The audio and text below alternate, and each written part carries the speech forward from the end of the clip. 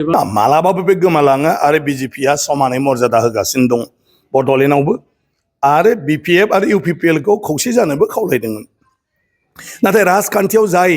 गोहो थायो बेसो गुरुत्व मोनो दिनैनि दिनाव बिपिएफआ गोहो दं बिपिएफजों रायजो दं ओंखायनो बिपिएफआ गुरुत्व दं आरो रायजो राजाया जाबाय खामानिजोंसो खिन्थु बिजेपिहा बेबायदि जेबो गैया आरो आं सानो बिटिसिआव दा बिपिएफआ मोजाङै मावलांबाय थायोब्लानो गासिबो थिग जालाङो रायजो राजा बिपिएफखौ मदद होबाय थाब्लानो गोख्रों जागोन दा माने दिनै बयबो जुदि नुखानानै मानाव गेदेर हाग्रामा महिलारिजों जुदि थाफायाब्ला अब्ला खामानिबो जानाय नङा गोख्रोङाबो खम जागोन ओंखायनो दा बयबो थाफानांगौ आरो 5 बोसोराव खामानि मावना लानांगौ बयबो गतिके राजखान्थिया बेसो बायहेरायाव जनानै मोजां गाज्रिखौ बिजिरबाय थाबा जाया गतिके जोङो जुदि जोंनि रिजनेल पार्टी बड'लेण्डनि बेखौ जुदि जों लाखिनांगौबा रिजनेल पार्टीजों बयबो बारसोमनानै मदद होनांगोन गोजानाव थानानैल' बुंबाय थाबा जाया मानाव गेदेर हाग्रामा महिलारि बिथाङा दिनै मोनसे 5 बोसोरनि उनाव फोथायथिखौ लाबोफिनदों रायजो राजानि जायनि थाखाय 28 सा बिथाङा काउन्सिलाव देरहादों आरो बिनि उनावबो दा बाखि मानाव गेदेर खाम्फा बरग'याबो जइन जाफैफिनबाय बिराद मोजां बाथ्रा आरो आं सानो फैबाय थानाय समाव बयबो जुदि हाग्रामा महिलारि बिथांखौ मदद खालामो अब्ला हाग्रामा महिलारि बिथां आरो बिपिएफ नङाब्ला आसामाव राजखान्थियाव खुनु बाथ्राखौनो बिटिसिखौ गारनानै बिपिएफखौ गारनानै साननो हानाय नङा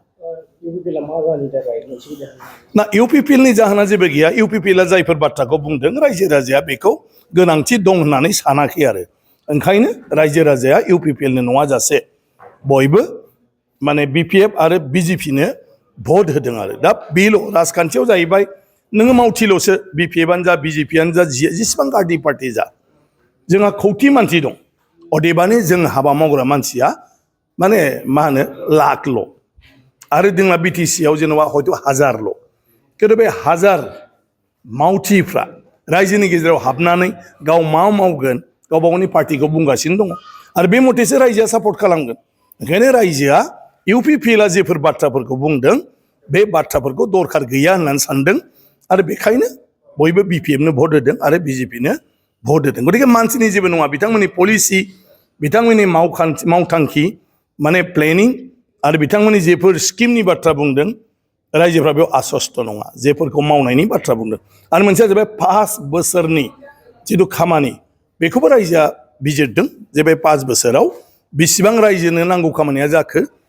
आरो बेसेबां जादिया हयथ' बे बेलायावबो रायजोफ्रा फोथायथि गोमादों जे मानाव गेदेर हाग्रामा महिलारि बिथांनि दैदेननायाव थांनाय 17 बोसोर खामानि मावदोंमोन बिनि उनाव 5 बोसोराव मा जादों मा जायाखै बे निस्सय कम्पेयार जादों गतिके राजखान्थियाव दैदेनगिरिया जेबो नङा हानजाया जेबो नङा खिन्थु बिनि मावथांखियासो रायजो राजाफोरखौ माने नोङो मा होनो गोसो बोनो हागोन आरो हयथ' बे बेलायाव इउपिपिएलआ फेलें जादों आरो बिथांमोना जेखौ सानबाय थादों एक्चुअलि बे नङा आरो रायजोफोरनि जेंनाया बबेबाथ' गोरोबाखै जायनि थाखाय बिथांमोना भट मोनाखै ना बिजेपिआव बेबायदि जाया बिजेपिआ मोनसे राष्ट्रीय दल हादोरारि मोनसे हानजा गतिके जोंना रिजनेलाव बेवहाय मानाव गेदेर हाग्रामायानो हेड आरो मानाव गेदेर माने प्रमद बर' बिथाङानो हेड खिन्थु जोंना बिजेपिआ एकदमबारे राष्ट्रीय पर्यायाव दं ओंखायनो राष्ट्रीय नेता आरो जोंनि रायजोनि नेता दिलीप सयकिया बिथां आरो बिथांनि टीम आरो मानाव गेदेर जोंनि माने चिफ मिनिस्टार हिमन्त बिश्व शर्मा बिथां